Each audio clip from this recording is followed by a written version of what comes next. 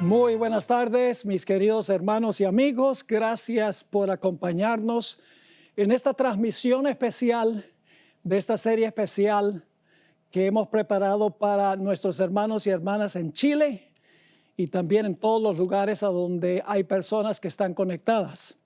Nos agrada mucho que estén con nosotros. El título del estudio para el día de hoy es Adoración al estilo egipcio. Pero antes de entrar a nuestro estudio, queremos pedir la bendición del Señor. Así que les invito con reverencia a inclinar su rostro para orar. Padre Celestial, gracias te damos por el privilegio ahora de abrir el libro que tú revelaste e inspiraste por medio del Espíritu Santo. Pedimos tu compañía, danos corazones abiertos para escuchar tu voz y recibir tu palabra y cambiar nuestra conducta si es necesario. Te damos gracias porque podemos acercarnos a ti en oración y gracias por habernos escuchado, porque te lo pedimos en el nombre de Jesús. Amén. No cabe duda que el conflicto final en este mundo va a ser un conflicto que tiene que ver con la adoración, con la forma en que adoramos a Dios, el día en que adoramos a Dios. Quiero comenzar leyendo Apocalipsis 14, 6 y 7 y luego los versículos 9 al 11. Los versículos 6 y 7 contienen el mensaje del primer ángel, mientras que los versículos del 9 al 11 contienen el mensaje del tercer ángel. Estos son los últimos mensajes de Dios al mundo. Dice en Apocalipsis 14, 6, vi volar por en medio del cielo a otro ángel que tenía el evangelio eterno para predicarlo a los moradores de la tierra, a toda nación, tribu, lengua y pueblo, diciendo a gran voz, temed a Dios y dadle gloria, porque la hora de su juicio ha llegado, y ahora escuchen esto, y adorad a aquel que hizo el cielo y la tierra, el mar y las fuentes de las aguas. Así que el primer ángel insta a todos los seres humanos a adorar al Creador. Pero hay un rival que quiere también nuestra adoración. Quiere que adoremos a su estilo y en su día. Se llama la bestia en el libro de Apocalipsis y tiene su marca, la marca de la bestia. El versículo 9 dice lo siguiente: y el tercer ángel los siguió a los primeros dos, diciendo a gran voz, si alguno adora, ahí está la palabra clave otra vez, si alguno adora a la bestia y a su imagen y recibe la marca en su frente o en su mano, él también beberá del vino de la ira de Dios, que ha sido vaciado puro en el cáliz de su ira, y será atormentado con fuego y azufre delante de los santos ángeles y del Cordero. Y el humo de su tormento sube por los siglos de los siglos. Y no tienen reposo día ni noche. Aquí viene la palabra clave otra vez. Los que adoran a la bestia y a su imagen, ni nadie que reciba la marca de su nombre. Dos personajes están buscando nuestra adoración al final de la historia. Dios, el creador, por un lado, y el impostor, la bestia, por el otro lado. Ambos reclaman la adoración de los seres humanos.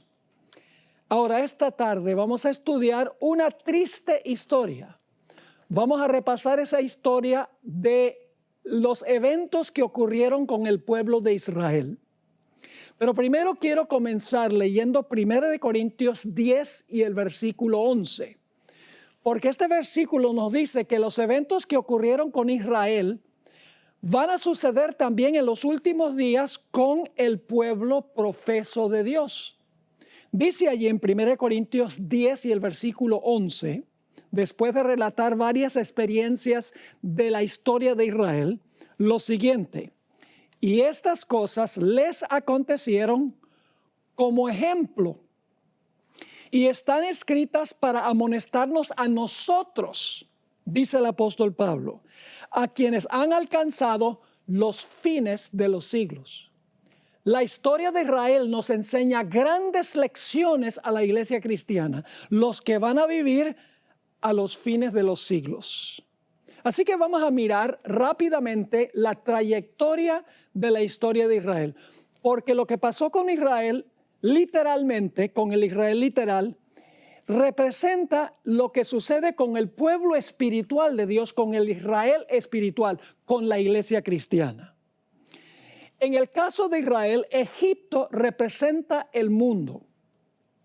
Canaán, hacia donde marcha el pueblo, representa el destino celestial, representa el reino venidero, el reino eterno. La experiencia de Israel es un microcosmo de la experiencia de la iglesia. Ustedes recuerdan que el pueblo de Israel estaba en servidumbre. Igualmente, los que pertenecen ahora en la iglesia, antes de conocer a Cristo, estaban en servidumbre espiritual al pecado.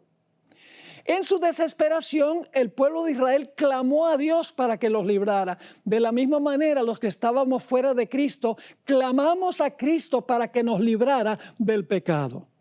Dios escuchó el clamor del pueblo de Israel y Dios escuchó el clamor de aquellos que se apartaron de las tinieblas a la luz admirable, de aquellos que aceptaron a Cristo como Salvador personal.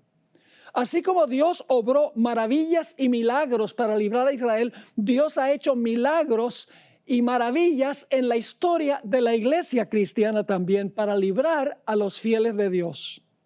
La señal de liberación del pueblo de Israel fue la sangre del cordero que se colocó en el dintel y en los postes de las puertas de Israel. En nuestro caso representa la sangre del Cordero de Dios que quita el pecado del mundo, la sangre de Cristo Jesús. El pueblo de Israel, después de su redención, fue bautizado. Muy interesante. En 1 Corintios, el capítulo 10 y el versículo 1 al 4, dice que Israel fue bautizado en el Mar Rojo. Es decir, ellos entraron a las aguas, cuando salieron de las aguas en el otro lado, toda su vieja vida quedó enterrada en las aguas, porque todos sus antiguos enemigos murieron sepultados en el Mar Rojo. Pero la historia no termina allí, porque el pueblo de Israel también tenía que cruzar todavía un largo y árido desierto para poder entrar a Canaán, a la tierra prometida. De la misma manera, los que hemos sido redimidos del pecado por la sangre del Cordero, estamos transitando a través del desierto de este mundo hacia la Canaán celestial y afrontamos muchos de los mismos peligros y los problemas que afrontó el pueblo de Israel en su peregrinaje a través del desierto. Ahora, si ustedes fueran a cruzar un desierto, ¿qué provisión harían antes de empezar el viaje? Yo creo que las dos cosas más indispensables serían agua y comida. Porque ¿cómo uno va a cruzar un desierto sin agua y sin comida?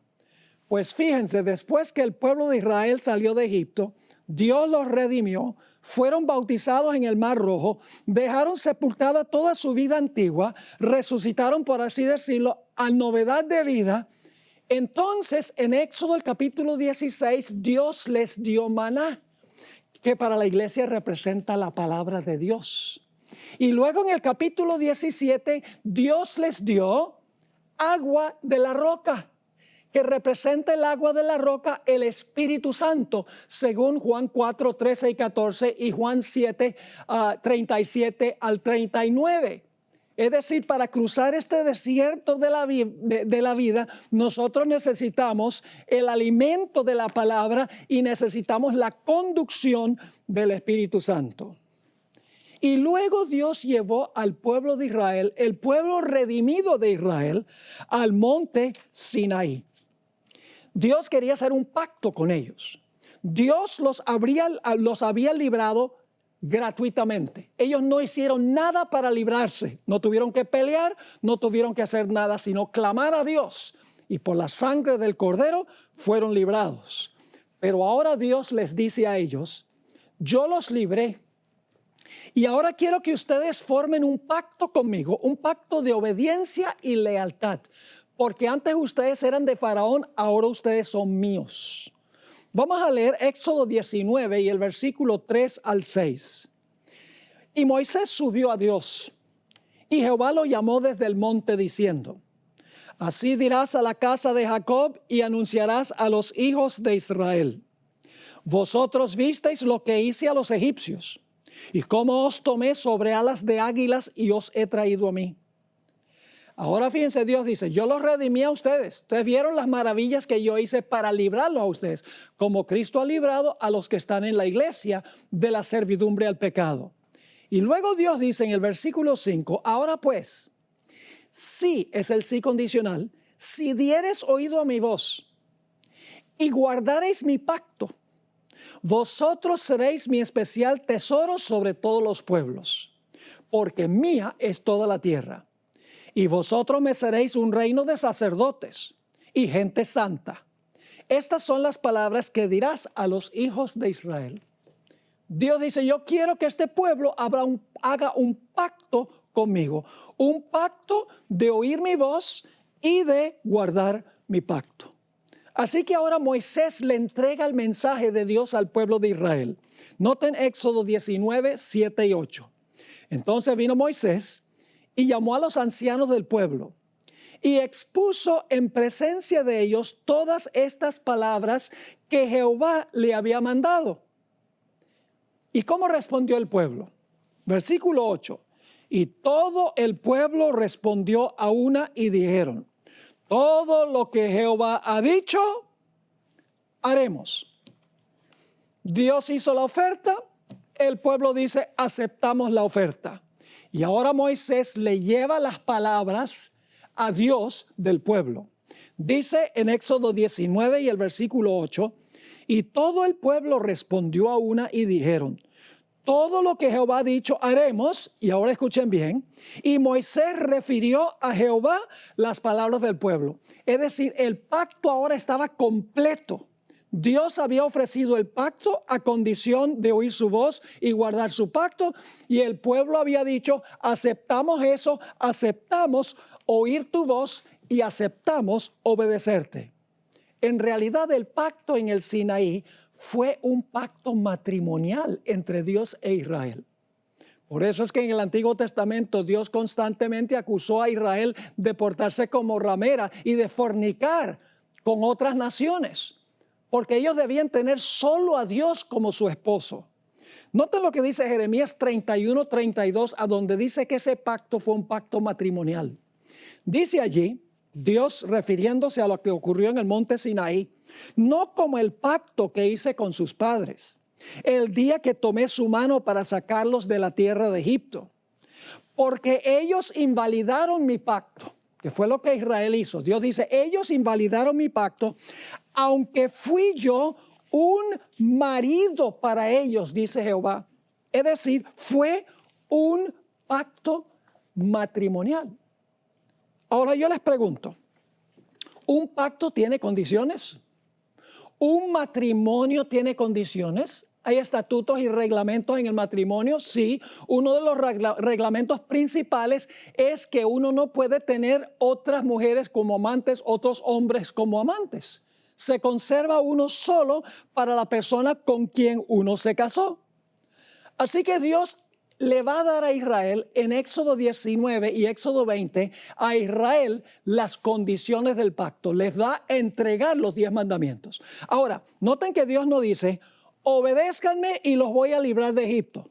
No, Dios dice: yo los libré de Egipto, ahora ustedes por gratitud me van a obedecer y van a guardar mis mandamientos. Jesús dijo: si me amáis, guardad mis mandamientos. Es decir, Israel debía amar a Dios porque los libró sin esfuerzo de ellos. Y en respuesta deben haber oído la voz de Jehová y deben haber obedecido el pacto. Noten Éxodo 20 y el versículo 1 y 2. Aquí en realidad comienzan los 10 mandamientos. Generalmente la gente piensa que los 10 mandamientos comienzan donde dice: no tendrás dioses ajenos delante de mí. Pero los 10 mandamientos tienen un prólogo, una motivación para guardar los mandamientos. Dice en Éxodo 20, 1 y 2: y habló Dios todas estas palabras diciendo: yo soy Jehová tu Dios, que te saqué de la tierra de Egipto, de casa de servidumbre. Dios dice, yo los libré a ustedes. Y luego en el siguiente versículo, Dios empieza a dar los 10 mandamientos que son los reglamentos del matrimonio.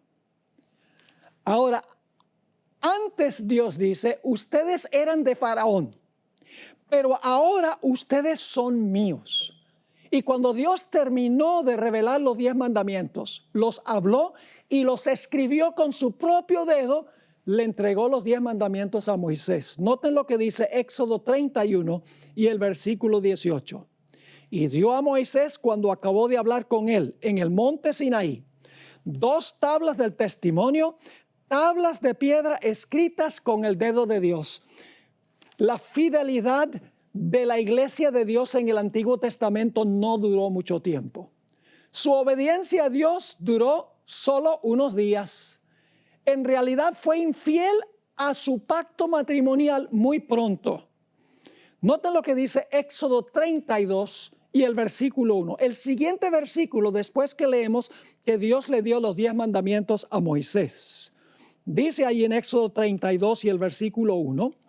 Viendo el pueblo que Moisés tardaba en descender, como la segunda venida de Jesús ha tardado más de lo que nosotros pensamos, dice, viendo el pueblo que Moisés tardaba en descender del monte, se acercaron entonces a Aarón y dijeron, levántate, haznos dioses. Ahora escuchen bien, la palabra Elohim se traduce dioses y también Dios. El plural aparece muy a menudo como singular.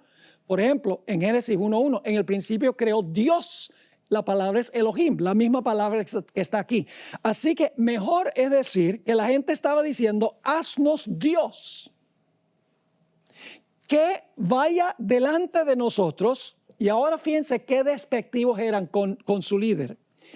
Porque a este Moisés, el varón que nos sacó de la tierra de Egipto, no sabemos qué le haya acontecido, está demasiado demorado.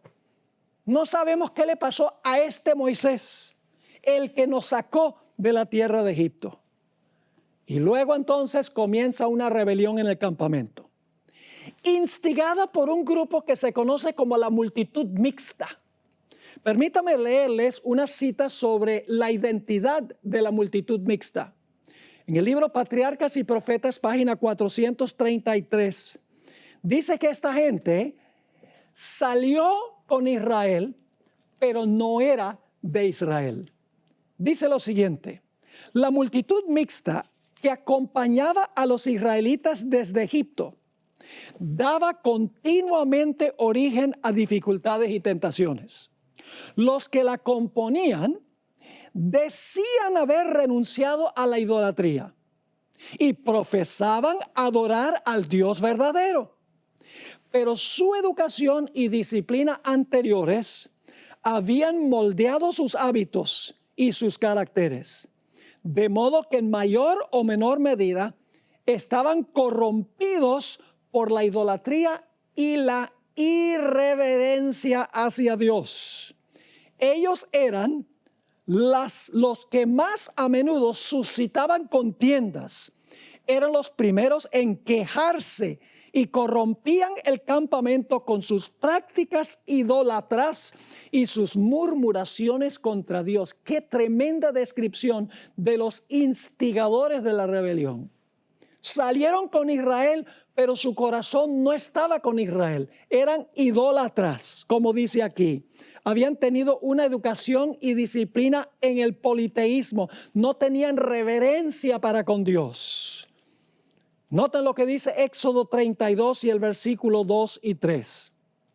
Ahora el líder Aarón escucha lo que ellos quieren, que se haga un Dios que ellos quieren representar a Jehová, Dios, con lo que va a hacer Aarón. Y Aarón accede. Dice en el versículo 2 del capítulo 32, y Aarón les dijo, apartad los zarcillos de oro que están en las orejas de vuestras mujeres y de vuestros hijos y de vuestras hijas y traédmelos. Entonces todo el pueblo apartó los zarcillos de oro que tenían en sus orejas y los trajeron a Aarón. Ahora escúcheme bien, no trajeron todos los que tenían. Vamos a ver al final de la historia que le quedaron muchos zarcillos y muchos collares, pero trajeron algo para que se fundieran para hacer el becerro de oro. Noten el versículo 4. Hablando de Aarón, dice, y él los tomó de las manos de ellos y le dio forma con buril e hizo de ello un becerro de fundición.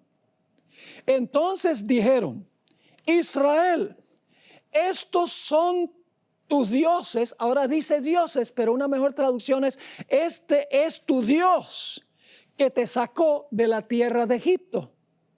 Elena White hizo un comentario muy interesante en la Review and Herald, septiembre 6 de 1906, sobre este versículo donde dice, estos son tus dioses que te sacaron. La hermana White identificó que ellos lo que querían era representar a Dios con el becerro, no dioses paganos, el Dios de Israel. Dice la cita así, el resultado de su murmuración e incredulidad fue que Aarón les hizo un becerro de oro, ahora escuchen bien, para representar a Dios. Esa palabra Dios tiene mayúscula inicial. Ellos no querían que ese becerro representara a los dioses de Egipto, sino a Jehová, el Dios verdadero. Sigue escribiendo. Él proclamó que este ídolo era Dios.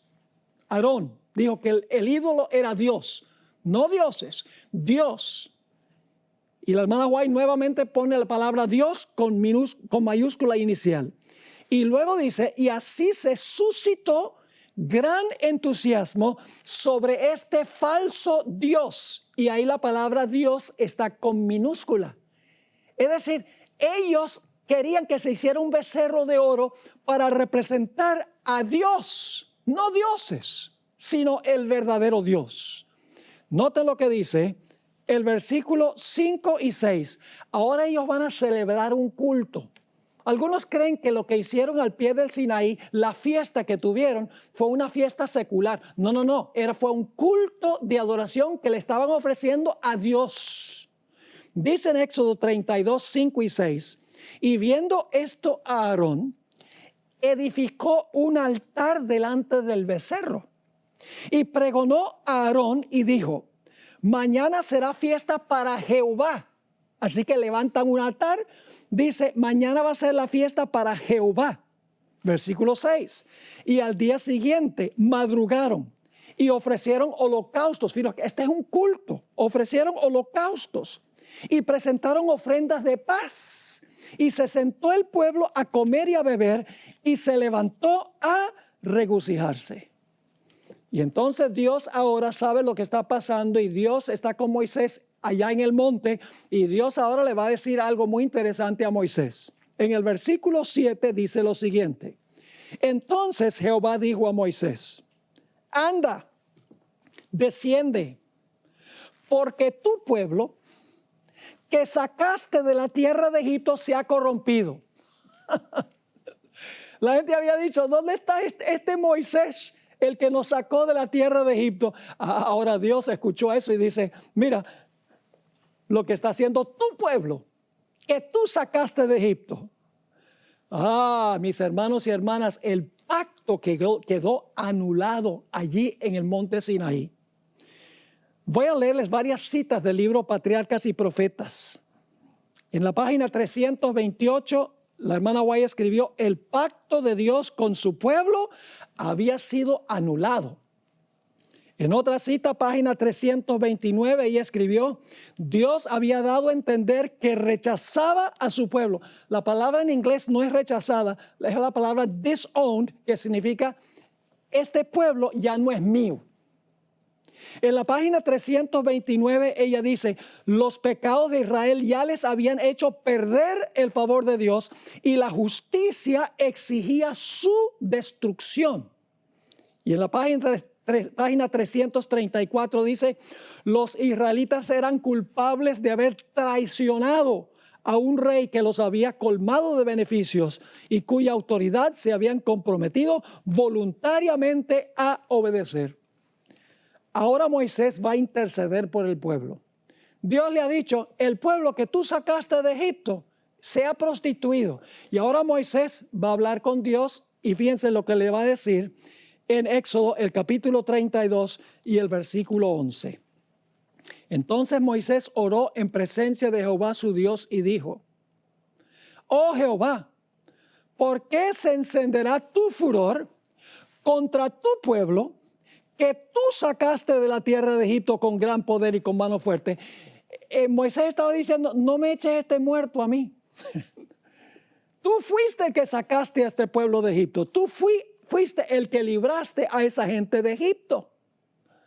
Ahora noten lo que dice el versículo 15 y 16. Ahora Moisés sabe lo que está pasando al pie del monte.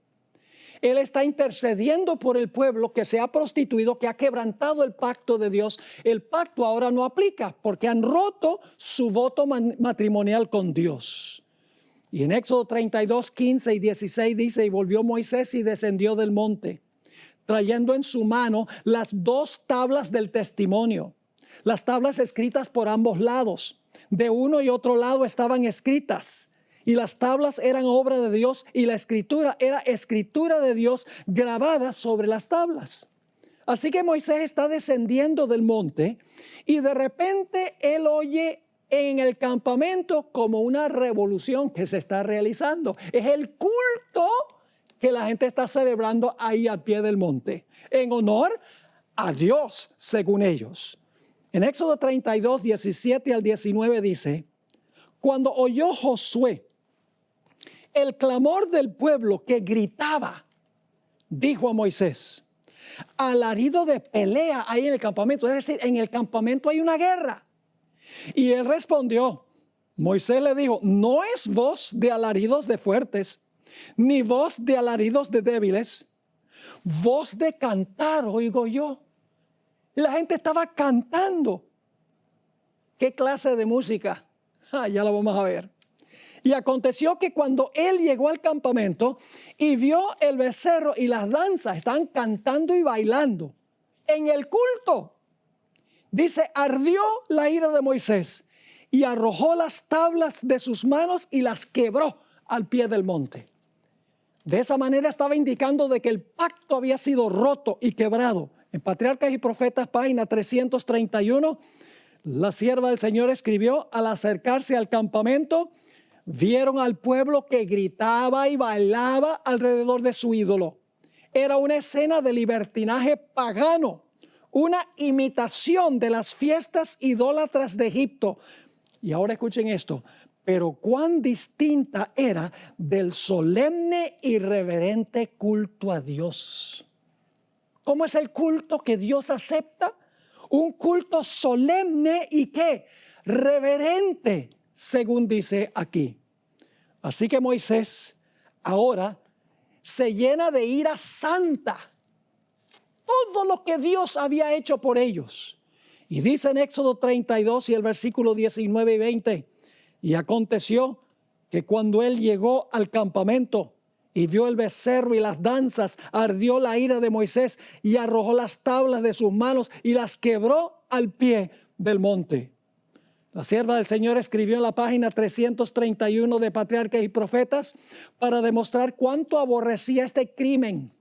Arrojó al suelo las tablas de piedra que se quebraron a la vista del pueblo, dando a entender en esta forma que así como ellos habían roto su pacto con Dios, así también Dios había roto su pacto con ellos. Ahora hablemos por unos momentos sobre el líder espiritual que había dejado Moisés allí con el pueblo cuando Moisés ascendió al monte. Aarón debería haberse parado y haber dicho: esto está mal, romper los votos matrimoniales. Pero era un líder débil, quería ser políticamente correcto, no estaba dispuesto de pararse en favor de la verdad. En Éxodo 32 y el versículo 21 al 24 dice: y dijo Moisés a Aarón: ¿qué te ha hecho este pueblo, que has traído sobre él tan gran pecado? Y ahora fíjense lo que va a decir Aarón. Y respondió Aarón: no se enoje, mi señor. Tú conoces al pueblo que se ha inclinado al mal, le está echando la culpa al pueblo, pero él era el líder. Él debería haber tomado medidas para hacer lo que Dios quería que hiciera. Sigue diciendo en el versículo 23, porque me dijeron, haznos dioses que vayan delante de nosotros. Porque a este Moisés, el varón que nos sacó de la tierra de Egipto, no sabemos qué le haya acontecido. Y ahora va a añadir a la debilidad la mentira. Y yo le respondí, ¿quién tiene oro? Apartadlo.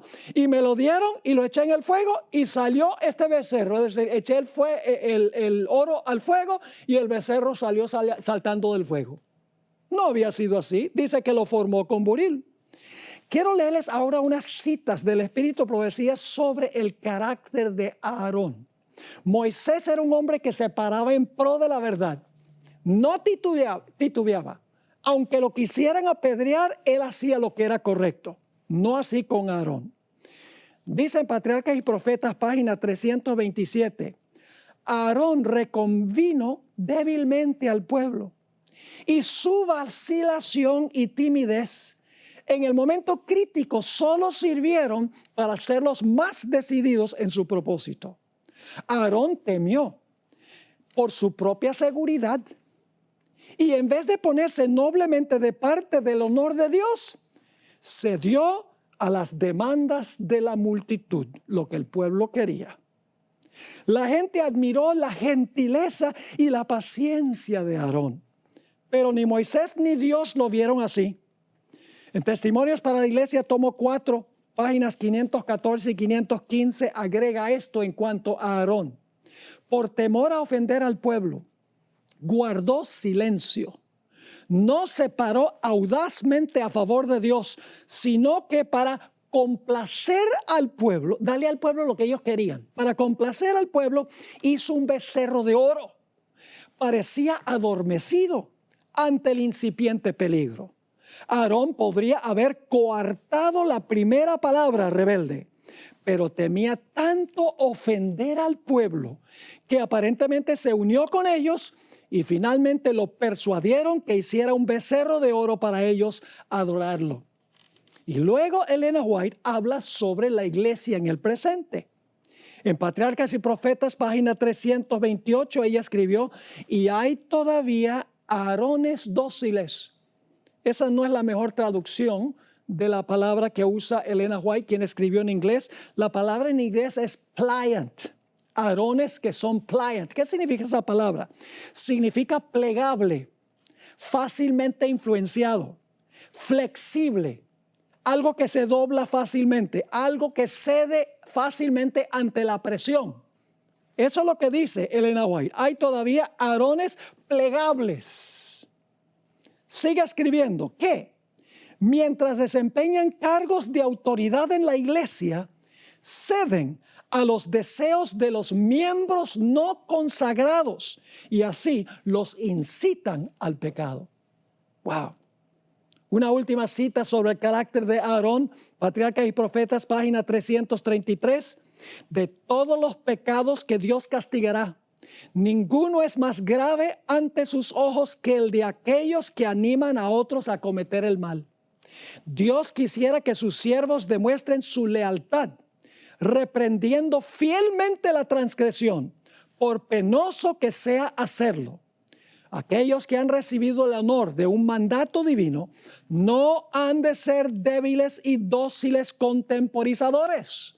No han de perseguir la exaltación propia ni evitar los deberes desagradables, sino que deben realizar la obra de Dios con una fidelidad inflexible. Esa es la clase de líder que Dios está buscando. No el líder que se deja llevar por la corriente de lo que la gente quiere. Elena White nos dice que inclusive algunos que se pararon en favor de la verdad perdieron sus vidas. Patriarcas y Profetas, página 327. Algunos permanecieron fieles a su pacto con Dios, pero la mayor parte del pueblo, no la minoría, la mayoría, se unió a la apostasía. Unos pocos que osaron denunciar la propuesta imagen como idolatría, fueron atacados y maltratados, y en la confusión y alboroto perdieron finalmente la vida.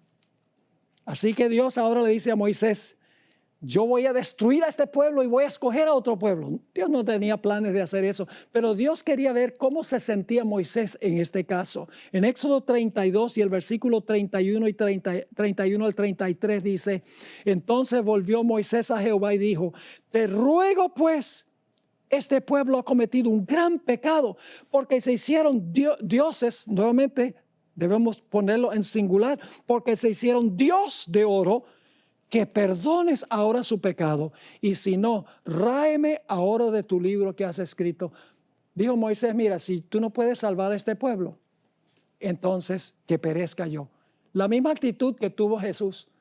Jesús dijo, estoy dispuesto de morir y sufrir la pérdida eterna con tal de salvar a mi pueblo. Ahora, ¿cómo debía mostrar el pueblo su humildad ante la reprensión de Dios? Éxodo 33 y el versículo 1 al 6 nos dice qué es lo que Dios recomendó que se hiciera o mandó que se hiciera. Dice allí en el versículo 1, Jehová dijo a Moisés, anda, sube de aquí, tú y el pueblo que sacaste. Todavía Dios está un poquito, podríamos decir, enfogonado. Dice, y el pueblo que sacaste de la tierra de Egipto, a la tierra de la cual juré a Abraham, Isaac y Jacob, diciendo, a tu descendencia la daré, y yo enviaré delante de ti el ángel y echaré fuera al cananeo, al amorreo, al eteo, al fereceo, al heveo y al jebuseo, a la tierra que fluye leche y miel. Y ahora Dios les dice a ellos, pero yo no subiré en medio de ti. Es decir, Dios dice, yo no voy a ir con ustedes, porque eres pueblo de dura cerviz, no sea que te consuma en el camino. Y oyendo el pueblo esta mala noticia, que Dios no iba a ir con ellos, vistieron luto y ninguno se puso sus atavíos, ninguno se puso sus joyas. La palabra atavío se refiere a joyas, porque Jehová había dicho a Moisés, fíjense que no se quitaron las joyas porque ellos se les ocurrió la idea, sino porque Dios lo mandó como señal de que ahora iban a ser fieles a Dios, porque Jehová había dicho a Moisés, di a los hijos de Israel, vosotros sois pueblo de dura cerviz. En un momento subiré en medio de ti y te consumiré. Quítate pues ahora tus atavíos, para que yo sepa lo que te he de hacer. Entonces los hijos de Israel se despojaron de sus atavíos desde el monte Horeb, porque las joyas eran señal de arrogancia. Dios dice, quítate las joyas como señal de humillación. Algunos dicen, bueno, pero eso era en el Antiguo Testamento. Ahora estamos en el Nuevo. El Nuevo también dice lo mismo.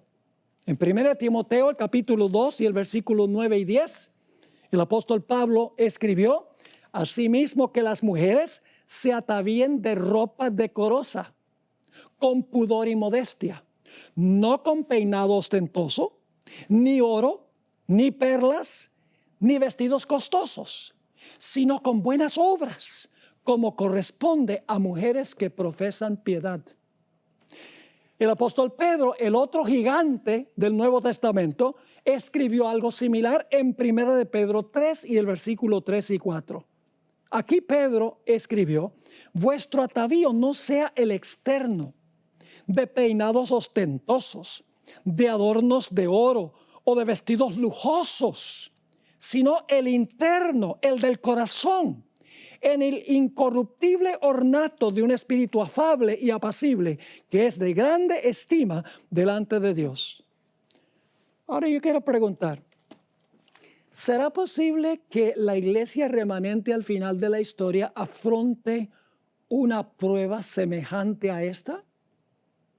¿Será que la música llegará nuevamente a ser un problema en la iglesia al acercarnos a la Canaán celestial? En el año 1898 y 1899, el evangelista S.S. Davis, evangelista adventista, introdujo una herejía que se conoce como la herejía de la carne santificada. Es la idea de que antes que Cristo venga, Dios nos va a dar carne santa y por lo tanto no vamos a poder pecar porque nos va a quitar la naturaleza pecaminosa. Esa es una herejía. Eso pasa es cuando Cristo venga, no antes de que Cristo venga. Pronto los pastores de la Asociación de Indiana, junto con el presidente de la Asociación de Indiana, adoptaron esta herejía. La conferencia general estaba muy preocupada por lo que estaba pasando en Indiana, porque el presidente, el evangelista, muchos pastores habían aceptado esta falsa enseñanza, esta herejía. Y además de eso se escuchaban rumores de que había un estilo de culto problemático. Por lo tanto, la conferencia general mandó a dos pastores de confianza, el pastor Stephen Haskell y el pastor A.J. Breed, como observadores del campestre que se celebró del 13 al 23 de septiembre del año 1900 en la ciudad de Muncie, Indiana. 10 días después, el 10 de octubre del año 1900, el pastor Haskell le escribió a la hermana White sobre el estilo de adoración, específicamente la música y los instrumentos que se usaron. Escribió lo siguiente: había un tambor grande, 2 tamboriles, una viola, 2 violines, una flauta y 2 trompetas que se unieron a un órgano y unas pocas voces. Usan el himnario Garden of Spices, que era un himnario pentecostal usándose en un campestre adventista. Y luego viene esta declaración: y tocan piezas bailables con letra sagrada. ¿Qué estaba pasando en ese campestre? Estaban tocando con esos instrumentos piezas bailables con letra sagrada, entremezclando lo santo con lo común. Ahora, la hermana White explicó que poco antes de cerrarse la puerta de la gracia, otra vez va a surgir en la iglesia adventista este problema. Voy a leerles un par de citas que encontramos. Estas citas están en Mensajes Selectos, tomo 2, empezando en la página 36 en adelante. Escribió ella sobre esta experiencia en Indiana. No resumiré toda la historia porque es demasiado penosa. Pero en enero pasado el Señor me mostró que en nuestras reuniones de reavivamiento se introducirían teorías y métodos erróneos y que se repetiría la historia pasada. Me sentí angustiada, dice la hermana White. Se me instruyó para que dijera que en esas demostraciones estaban presentes demonios en forma humana que trabajaban con todo el ingenio que Satanás puede emplear para hacer que la verdad resultase ociosa para las personas sensibles. Y debía decir además que el enemigo estaba tratando de disponer las cosas de tal modo que las reuniones de reavivamiento, que han sido el medio de presentar la verdad del tercer ángel ante las multitudes, lleguen a perder su fuerza y su influencia. Y luego viene esta cita. La hermana White está escribiendo al pastor Haskell en respuesta a la carta que él le envió sobre lo que había visto en ese campestre. Dice la hermana White: esas mismas cosas que habéis explicado que ocurrían en Indiana, el Señor me ha mostrado que volverían a ocurrir justamente antes de la terminación del tiempo de gracia. En la iglesia se manifestará toda clase de cosas extrañas. Habrá vocerío, acompañado de tambores, música y danza. El juicio de algunos seres racionales quedará confundido de tal manera que no podrán confiar en él para realizar decisiones correctas, y a esto consideran como la actuación del Espíritu Santo. Mis hermanos y hermanas, déjeme ser explícito. Aquí no estoy criticando a ningún individuo. Sencillamente estoy advirtiendo sobre lo que dijo Elena White que iba a suceder al final de la historia. Lo dijo por inspiración, porque sus escritos son inspirados. Hermanos, la música rock, disco, reggaetón, jazz, hip hop, techno, salsa, merengue, rumba, mambo, y puedo continuar mencionando todos los matices musicales, fueron creados para el mundo secular, para el mundo. Esos matices musicales no fueron creados para el culto, para la iglesia. Y cuando adoptamos esas clases de música, ese estilo de música, lo incorporamos a la iglesia y le ponemos palabras sagradas. Es mezclar lo santo con lo común, que veremos mañana. Es inaceptable ante Dios.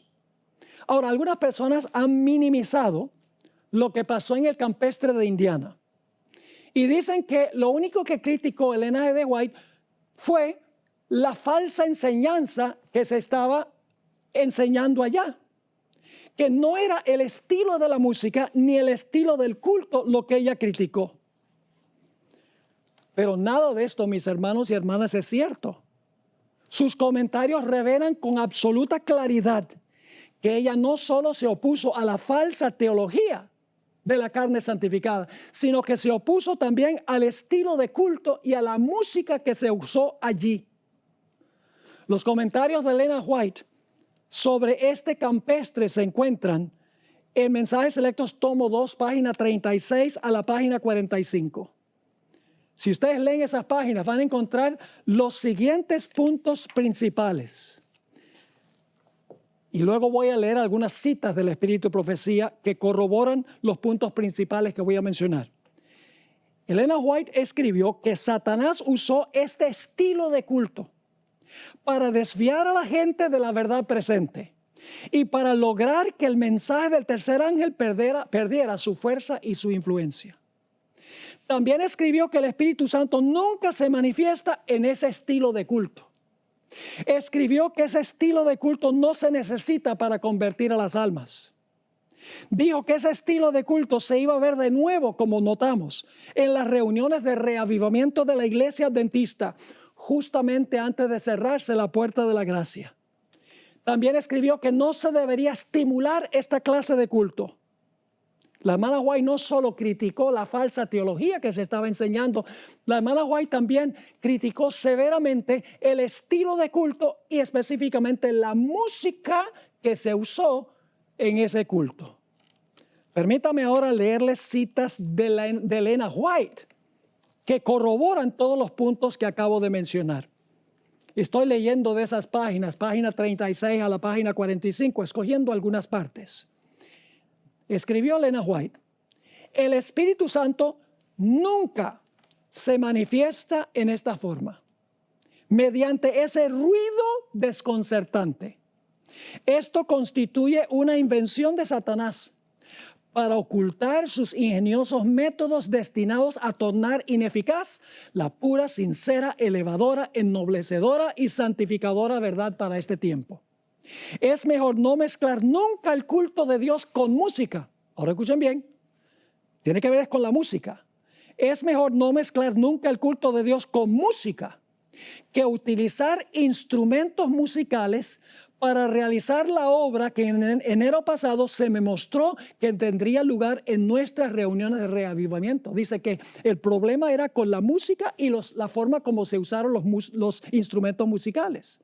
Sigue escribiendo: la verdad para este tiempo no necesita nada de eso para convertir a las almas. A veces se usa el argumento: bueno, hay que darle a la gente la música que le gusta. Pero lo que convierte al alma, mis hermanos y hermanas, es la palabra de Dios.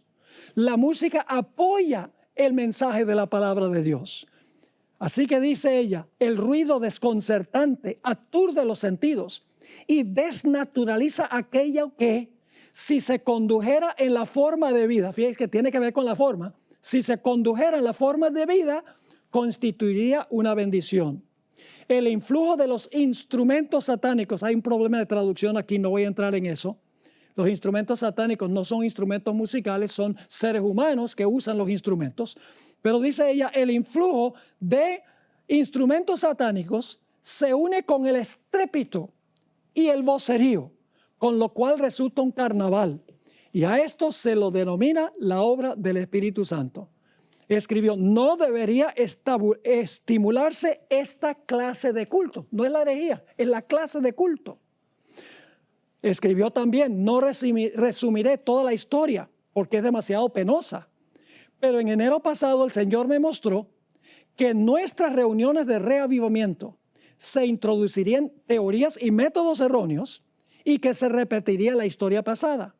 Me sentí angustiada. Se me instruyó para que dijera que en esas demostraciones estaban presentes demonios en forma humana, que trabajaban con todo el ingenio que Satanás puede emplear para hacer que la verdad resultase odiosa para las personas sensibles.